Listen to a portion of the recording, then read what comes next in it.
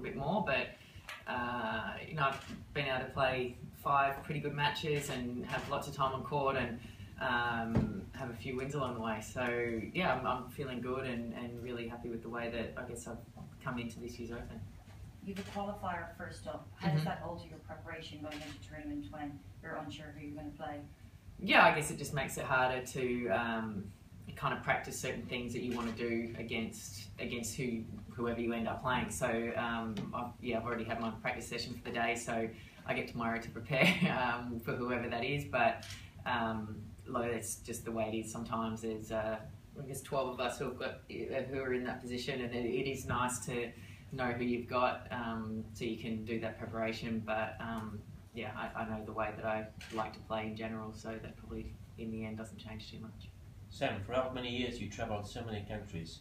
How tough? Do you need to be a bit of a gypsy soul when you travel to Slovakia straight after the Australian Open? Yeah, it's obviously being a player, you've got to travel a lot, and you're away from home most of the year, and you do that for many, many years. So you certainly get good at not taking, I guess, too many possessions that you don't necessarily need to play tennis with, which I think as I've got older, that gets harder and harder, because sometimes you do just want that touch of home or something with you to make it that little bit easier. But yeah, I mean, it just goes with it. You know, I don't necessarily, sometimes you don't feel like getting on another plane or packing another suitcase, but you got no choice. That's what you got to do. Do you still have a hunger to explore? Yeah, no, I'd like to go out and do things. I don't really like sitting in my hotel room, so I always try and get out and see something in the city that I'm in, or at least go to some restaurants or find a good cafe or something just to get out and about. What do you make of the women's role this year? You've got a lot of the biggest names under an injury cloud. Is it sort of wide open at this stage? To me, I haven't looked at the draw to even know who most people even play. I know who a lot of the Australians play, and that's it. But I think there obviously have been quite a few withdrawals in the last couple of weeks, unfortunately. But you know, I have no doubt that they're all going to step on court for the first round and be completely fine. So I don't think necessarily because of what's happened the last couple of weeks, there's you know, anything wide open or anything like that at this stage. What's the feeling like amongst the Australian players, I guess, knowing that it's late in this last tournament?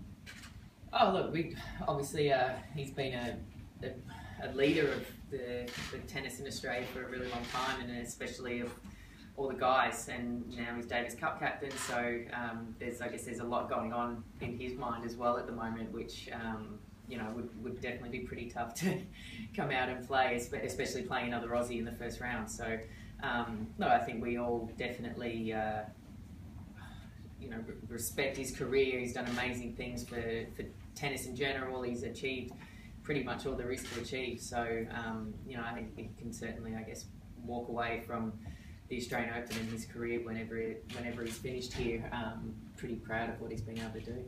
What's your plans for the year ahead leading into the Olympics? Are you perhaps planning to play a bit more doubles with an Australian partner to perhaps build up a partnership for the games? Or no, I haven't really spoken to anyone about that. I think it's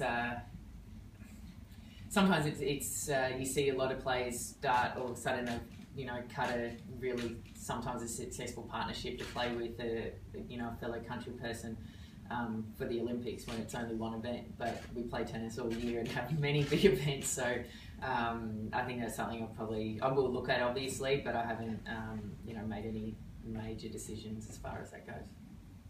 So a few months into this second era with David, Mm-hmm. are you doing something totally different compared to what you used to do in the first part of your career together? Or?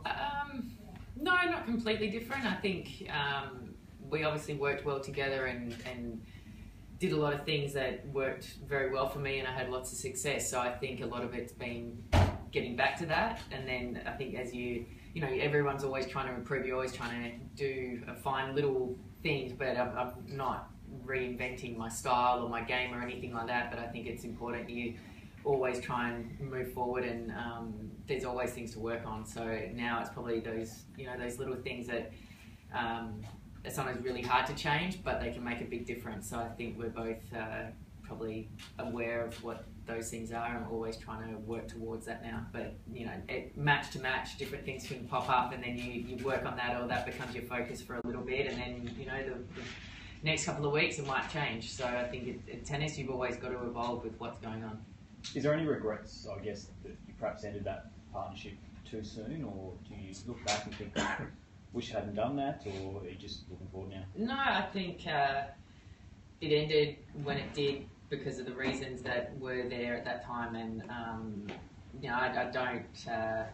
I think at the time it was the right decision. So that's all that I can look to, and I think you know when I asked Dave if he would coach me again, obviously that was probably a little bit different to kind of then go back to that, but I'm glad that I at least asked the question. We've been able to, you know, start again and do quite well so far, and hopefully it can keep going forward in a really good direction. But I think for the time that it happened, it was the right decision. And you feel the relationship is the same? Like you picked off where you left off? Or? Yeah, I mean, pretty much. I think it probably work a little bit differently now, but I think, you know, I think anyone who's worked with a coach for 6-7 years now, even with that break, it changes from the start to maybe the present time. So I think that it has to be like that, otherwise, you know, it doesn't work either.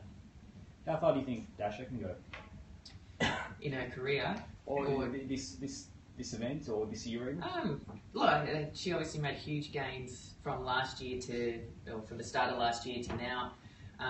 You know, she's very, very competitive. She, you know, I get along really well with Dasha. We've done a fair bit of training actually together in December. So I think she's really got good fight, and she has definitely improved her tennis a lot. So who knows? I mean, it's a different kind of year now because she had absolutely nothing to lose last year, and everything was just, you know, up and up. And maybe some of the players, the top players that she played, didn't know much about her, but now, you know, we're all aware of who she is. So now she's got to be able to, I guess, like I am, keep improving and keep trying to, you know, evolve with whatever it is you're doing. And yeah, it's a good test the second year round for anyone, not just her. Do you feel it relieves a bit of pressure if you're having another, I guess, real female contender, sounding female contender? Maybe from a, you know, public perspective, but you know, I'm still out there trying to do what I think I can achieve. So whether or not there's somebody ranked 10 places below me or 200, that doesn't change the way that I'm going to approach what I do. Sam, when you're a professional sportsman, an athlete, you try to minimize the risk of getting injured, but do you have sometimes a think like, can I do something crazy like get on a bike with Casey Stoner and Phillip Island and do something extreme? Probably wouldn't do that. Yeah. But no, there's things that I want to do. Like I'd love to go skiing. I've never been skiing, and I'd love to do that. You know, there's for sure there's stuff, but I'm aware that, you know, if I hurt myself doing something else, I'd probably be really angry with myself. Definitely at this part of my career. So yeah, I probably err on the side of being careful and caution at the moment, because I know that, you know, once I'm done, then there'll be plenty of time to do all that kind of stuff. Sam, what will be a successful tournament for you here? I don't know. I don't ever really say I want to make this round, otherwise I'm not going to be happy. I think, you know, success can, obviously in a tournament it's defined by what round you get to, but you know, for me, I want to handle myself well, play well, do the things that I need to be doing, and put myself in good positions, hopefully to win many matches. So if I can do all that and play to my ability, then I'll be happy. You shared the same preparation with Dasha and the same trainer? Yeah. Who's the fiddle one? Me, of course.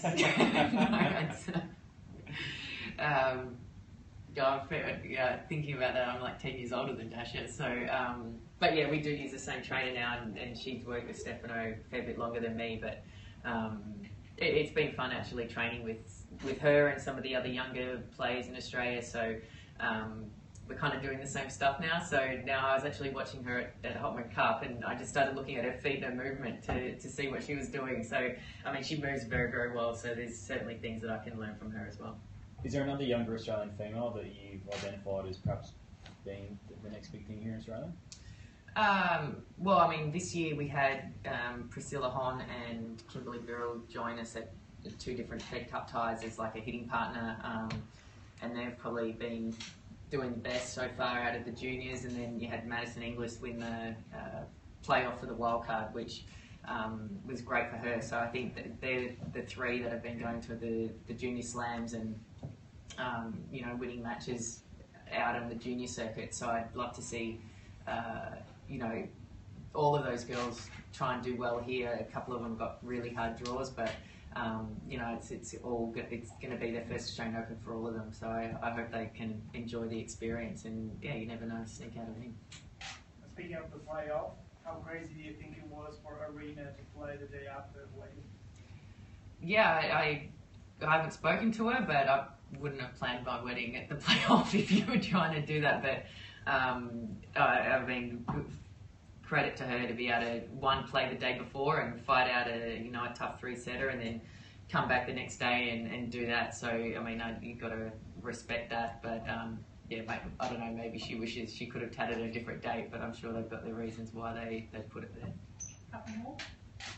Leighton was in here a bit earlier saying he's talking about his sort of mentorship role that he's kind of taken on in the last 5 years. Is that a stage in your career you think you're approaching now?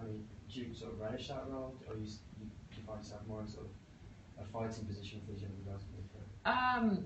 Look, if any of the younger girls wanted anything from me or any advice, then I'd absolutely help them in whatever way I can. But I'm still also very much trying to do my thing. I'm still learning and doing all these things as well. So it's one of those things. But I'd always be there for any of them if I could help them. So I do try and keep a bit of an eye on how they're all going and what they're doing. And like I said, I was training with some of the younger girls down here in Melbourne this year, which was great. And I think it's one of those things when you're the older, more experienced one, it probably just happens that way. And I think that's something to, it's important. They're all trying to have a great career too, so I'd like to see them do well.